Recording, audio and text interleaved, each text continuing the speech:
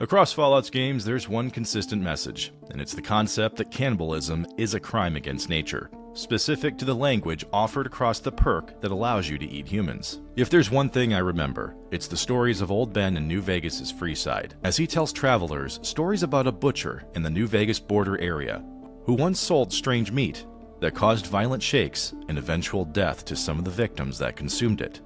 The reality is there's many areas in Fallout that contain horrific secrets.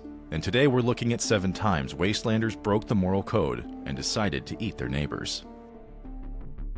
Number 7. Gallo. Fallout 3's county sewer mainline is a series of sewage tunnels near the Francis Scott Key Bridge. And while many of its inhabitants are radroaches and feral ghouls, one unique hostile is that of Gallo, a ghoul who created a fairly robust home in the mainline's service room. Gallo is of course a cannibal, as pieces of meat can be found in this location that he harvested from feral ghouls in the network of tunnels.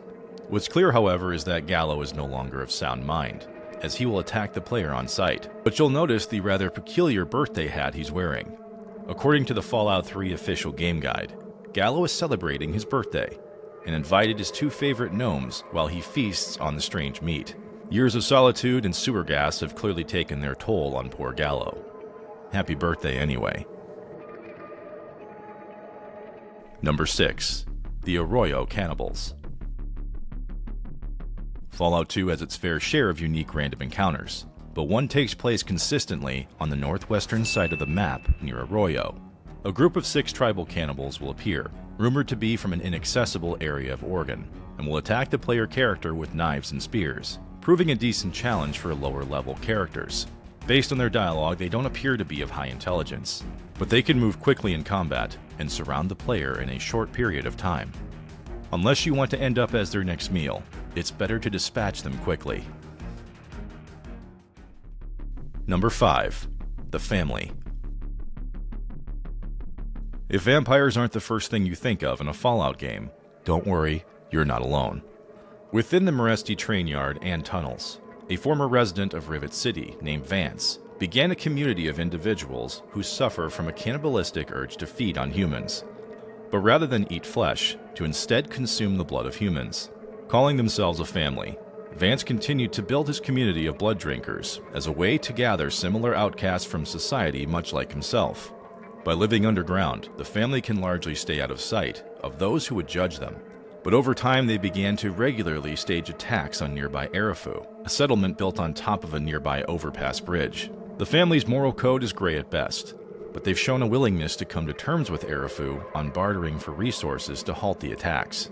Vance may not be considered a traditional monster by most, and even admits that his faction has no superpowers or literary abilities commonly associated with vampires.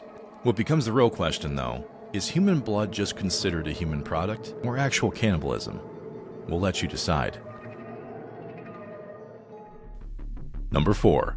The White Glove Society. You probably won't associate cannibalism with a rags-to-riches story, but that's the gist of the White Glove Society.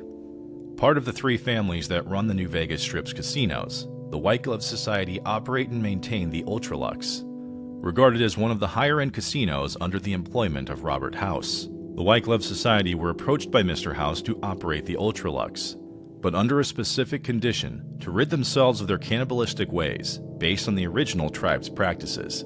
In return, House would keep their name a secret so that no one would discover their dark past, a stipulation requested by the White Glove Society to be part of their contract. As a practice, Society members will even quickly change the subject if you try to discuss their past cannibalism. For a time, the White Gloves maintained their agreement, that is until 2281, when members of the Society felt the urge to return to their original roots. Intersquabbling within the Society led to members kidnapping possible dining options, and it's up to the player character to influence whether or not they pursue the urges of their past lives. For those of you who are curious, during development of New Vegas, their original tribal name were the Sawneys. Don't let Mr. House know we told you. Number 3. Iguana Bob. Within the hub, one of Fallout 1's biggest locations, lies Bob's Iguana Bits. Known for its iconic iguana bits, naturally, and iguana on a stick. Run by Bob Frazier, it would normally be an unassuming food vendor, but it's possible to learn more about its main supplier of meats. If you head to nearby Junktown, it's possible to meet Gretch, an assistant to Doc Morbid in the town's hospital. Gretch can be tricked into telling the player a dark secret, that he handles bodies who die in the facility, and processes them for a strategic arrangement between Morbid and Iguana Bob. Similar to the White Gloves, the player character can influence what happens from here, by either dispatching Morbid and his employees, or blackmailing Bob into sharing profits from his business.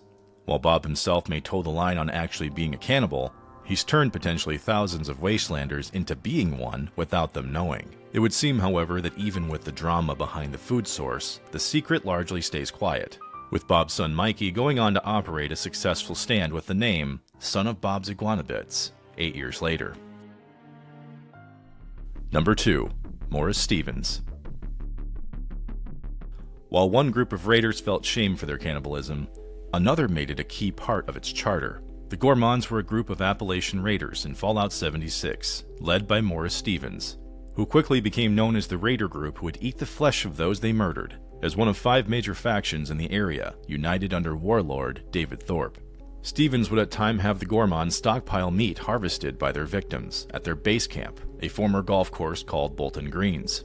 The group, despite their vicious nature, carried one rule: never eat your own. Eventually, Stevens' obsession with cannibalism would lead him to murder one of his fellow Gourmands, and group members would discover a half-eaten corpse of one of their members, eventually leading back to Morris himself. For his betrayal, Morris and his wife Evie would be exiled by the Gourmands, moving to the Savage Divide and taking shelter in the Wendigo Cave. In time, however, Morris's mind would continue to degrade, eventually leading to him murdering Evie, consuming her flesh, and combined with the radiation of the cave, turn him into the progenitor Wendigo, the first such creature in existence. After terrorizing the area for years, including feasting on more Gourmand members, amongst many others, Vault 76 members would dispatch Stevens for a key fragment he carried, ending his reign, but making him the first of several Wendigo to haunt the area. Number 1. Andale. Upon first discovering Andale in Fallout 3's capital Wasteland, it appears to be relatively untouched compared to some of the ruins and abandoned homes that constitute much of its landscape. When first arriving, it's even reminiscent of old-world sensibilities, as its citizens will greet outsiders, dressed in pre-war fashion, and those that live there call it the greatest town in Virginia. If something feels off here, it's because Andale is secretly a horrible place, and its story begins even before the bombs fell. Andale is actually the ruins of Annandale in Fairfax County, Virginia, near its northern border.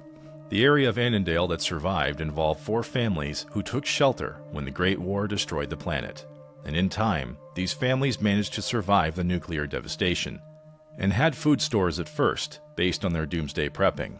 Eventually, though, their food would run out, and several nightmarish possibilities began to take over.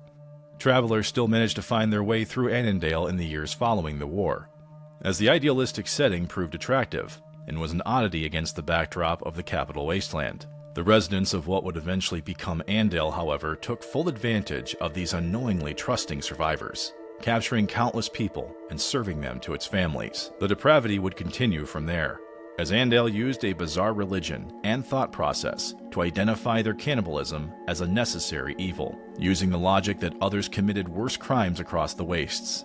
Their methodology would further devolve from there, as Andale practiced inbreeding, specific gender role assignments, and strict rules not to allow outsiders into the growingly related citizens of the town.